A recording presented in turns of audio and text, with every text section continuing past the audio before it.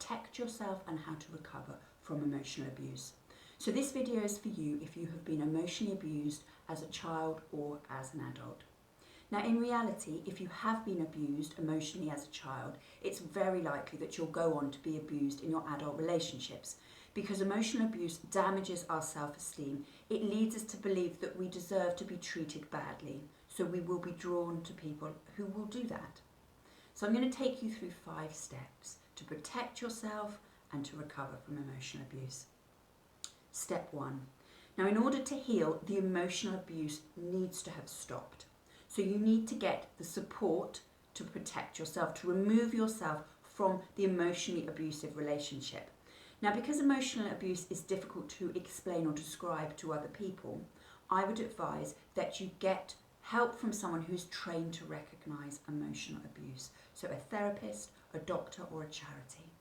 And I've put some helpful links in the description to guide you in the right direction for this.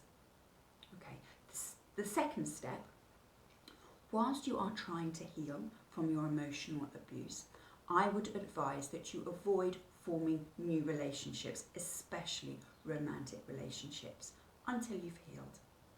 Because until your belief changes, your belief that you are good enough and that you deserve to be treated well, you will continue to be drawn into abusive relationships. And the stronger your feelings are for somebody, the harder you will find it to set healthy boundaries, to set self-preserving boundaries, so the more likely you are to be abused.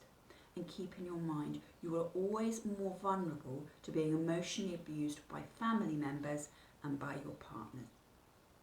Okay. Step 3 is to help you to resolve the day-to-day effects of your emotional abuse. So feelings of anxiety, depression, upsetting memories, nightmares, flashbacks, guilt, shame, helplessness.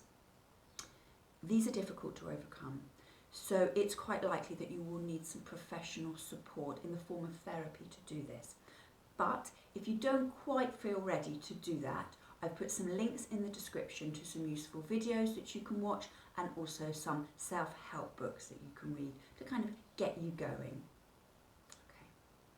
The 4th step is to resolve what it is that's made you vulnerable to being emotionally abused in the first place. And this is likely to be early experiences of emotional abuse that have damaged your self-esteem, that have influenced your expectations for how you should be treated.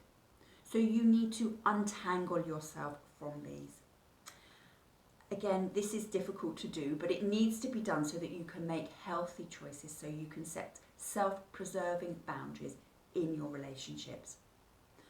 I would usually recommend that you do this in therapy, so a professional who's trained can help you to do this. But again, if you don't feel ready yet, you can look at some of those videos and that self-help literature that I've recommended in the description, and this will get you started on that path.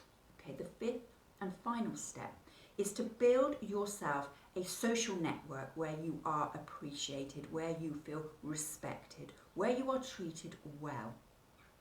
And also to look after yourself in an ongoing way, so you build your self-esteem up, you build your confidence, you build that belief that you deserve to be treated well, so that you're never emotionally abused again. I hope this was helpful.